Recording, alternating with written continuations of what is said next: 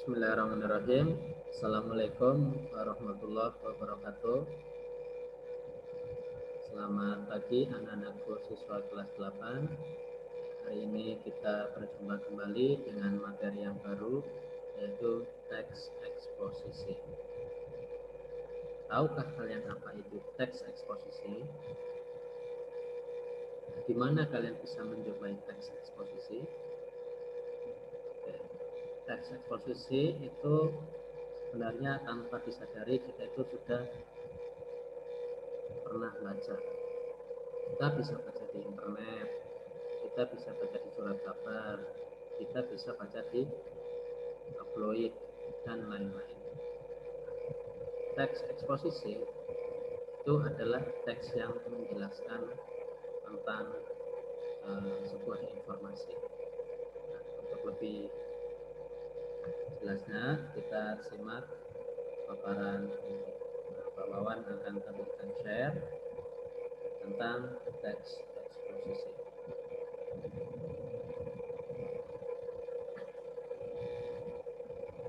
Di sini sudah muncul tentang bab 3 teks eksposisi. Oke, kita lanjutkan.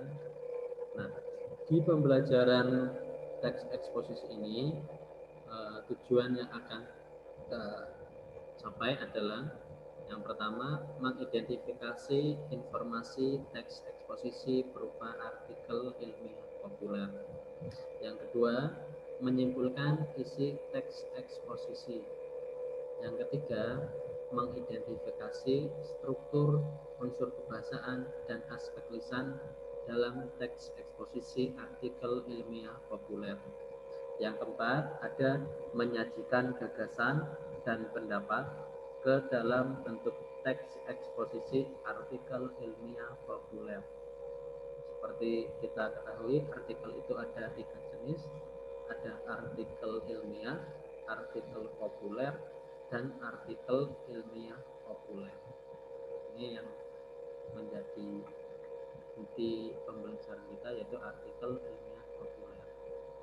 Biasanya artikel ilmiah populer itu lebih cenderung ke iptek, ilmu pengetahuan dan teknologi.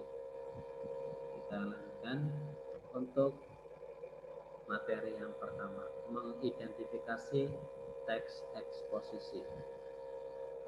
Kalian bisa buka di buku paket kalian, itu ada contoh teks eksposisi. Kemudian di layar HP kalian ini juga nanti akan Pak Wawan tampilkan contoh teks eksposisi. Ini ada contoh teks. Nah, ini teks ini adalah teks eksposisi. Nah, kalian nanti bisa baca sendiri teks ini. Nanti juga akan Pak Wawan share PowerPoint-nya. Ini ada teks eksposisi dengan judul Nasib Hutan Kita Semakin Suram. Di sini ada 4 paragraf. Ada 4 paragraf yang mana teks ini itu diambil dari buku paket tapi dengan perubahan. Artinya ada bagian-bagian yang dihilangkan tetapi tidak merubah dari struktur teks eksposisi. Oke, sekarang kita ke pengertian dan tujuannya. Teks eksposisi yaitu teks yang berisi informasi yang berupa gagasan, pendapat, dan fakta yang bertujuan untuk memberikan sebuah informasi dan pengetahuan kepada kita semua mengenai suatu hal.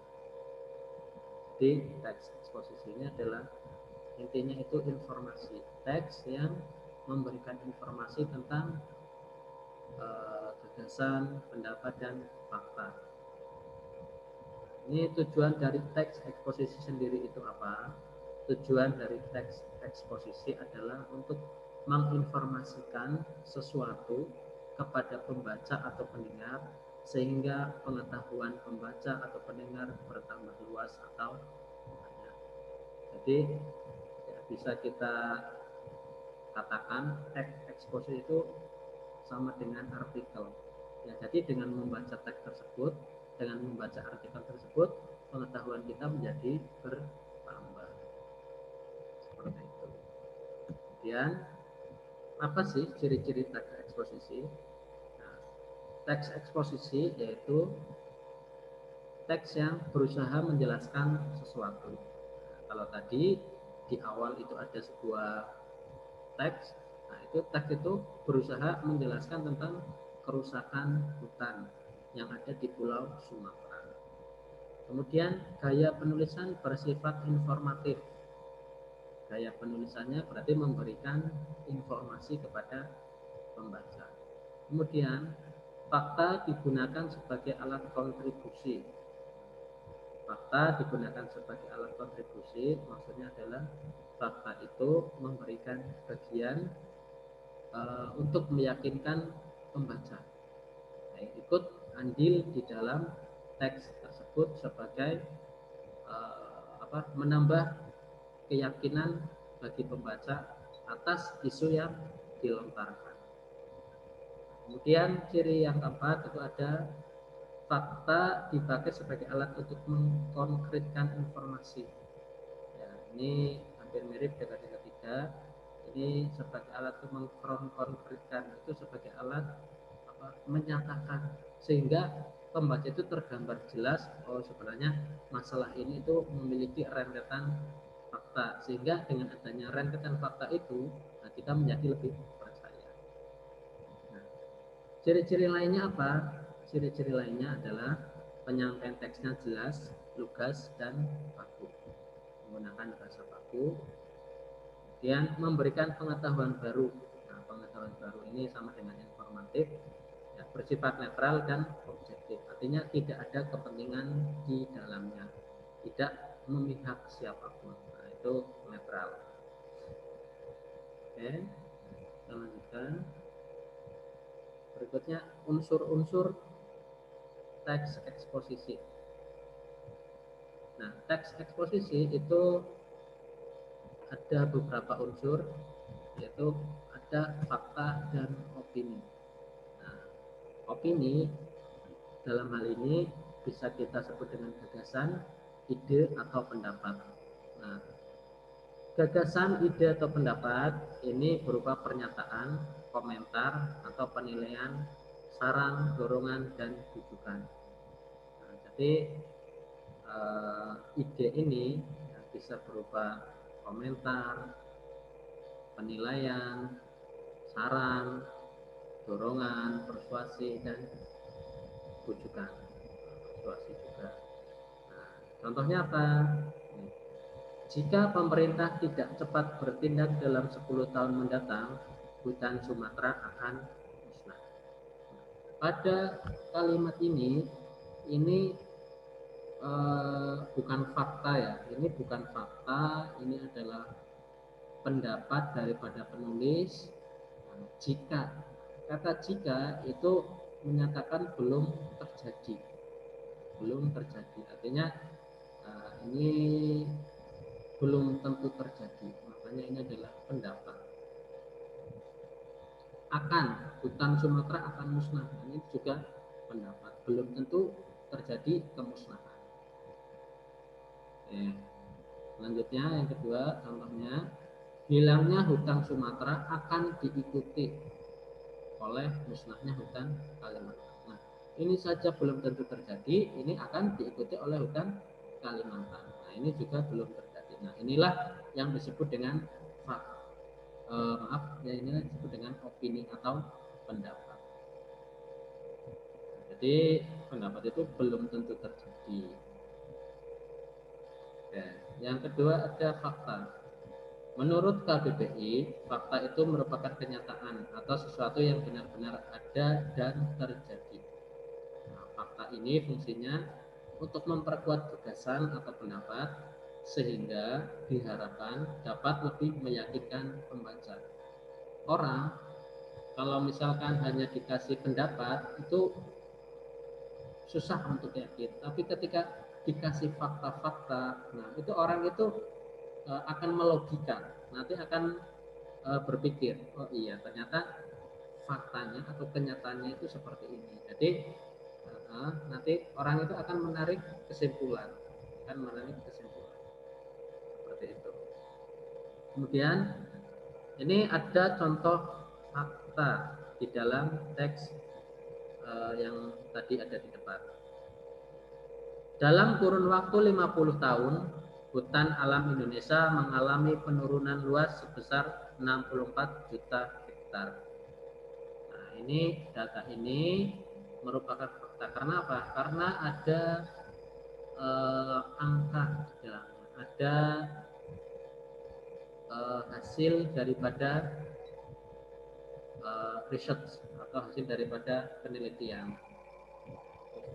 Kemudian contoh yang kedua, di Pulau Sumatera berdasarkan titik kebakaran terjadi di hutan rawa gambut sebesar 49%, alang-alang 13%, hutan dataran rendah 10%, permukiman atau pertanian masyarakat 10%, perkebunan 8%, dan sisanya rawa atau non gambut.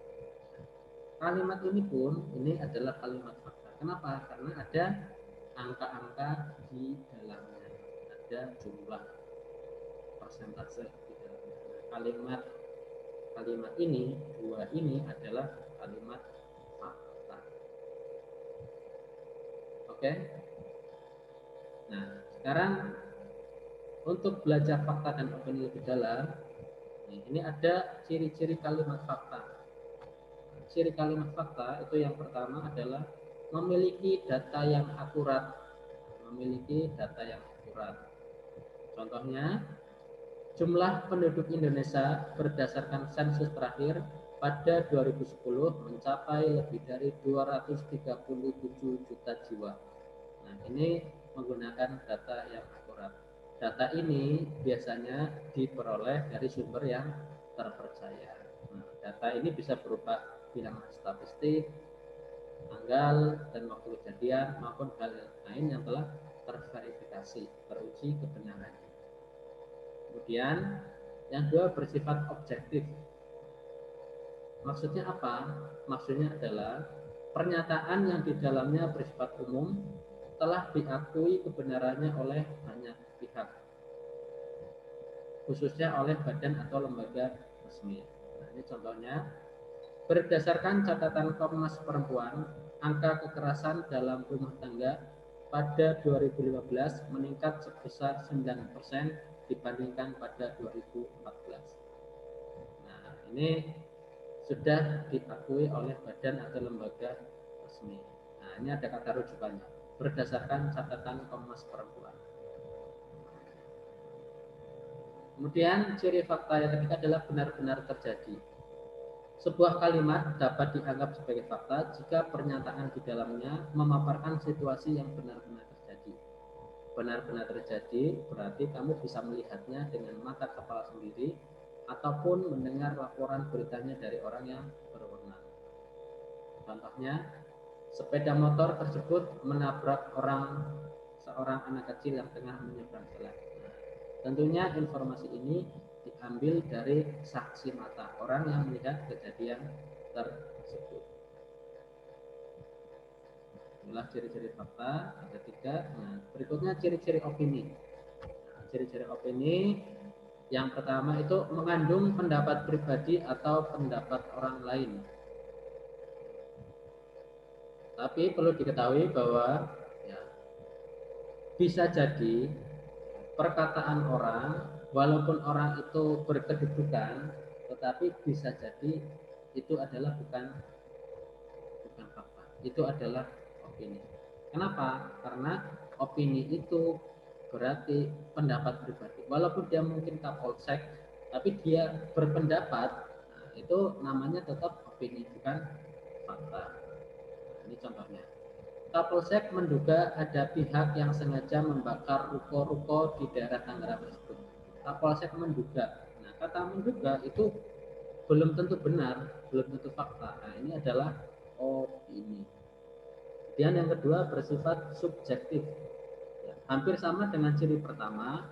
Ciri kedua dari kalimat opini adalah pernyataan yang dipaparkan dalam kalimat cenderung subjektif.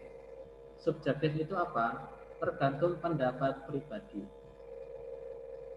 Atau bisa juga diartikan hanya menurut salah satu pihak sehingga tidak bisa dikatakan netral. Contoh, saya yakin dia berselingkuh dengan pacar saya. Maaf, kalimat ini tidak bagus ya. Nanti saya ganti. Ya, yang jelas makna daripada kalimat ini opini. Saya yakin. Nah, ini hanya pendapat pribadi saja dari satu pihak. Tapi belum tentu benar karena baru hanya keyakinan dari salah satu pihak. Kemudian yang ketiga, memiliki kata-kata yang bersifat relatif. Relatif itu tidak tentu jumlahnya. Nah, yang dimaksud relatif di sini adalah kata atau frasa yang cenderung bisa berubah tergantung siapa yang mengucapkannya. Kata-kata yang termasuk relatif diantaranya paling, lebih, agak, ataupun biasanya. Nah, contoh, semakin mendekati hari pelaksanaan pemilihan kepala daerah, biasanya black campaign semakin gencar dilakukan oleh oknum-oknum yang tidak bertanggung jawab. Nah, kata biasanya ini menunjukkan relatif. Biasanya begitu, tapi belum tentu pemilihan kepala daerah yang sekarang itu seperti biasanya. Nah, makanya kata biasanya itu kategorinya adalah opini relatif. Oke, ini ada menyimpulkan ini untuk pertemuan yang akan datang.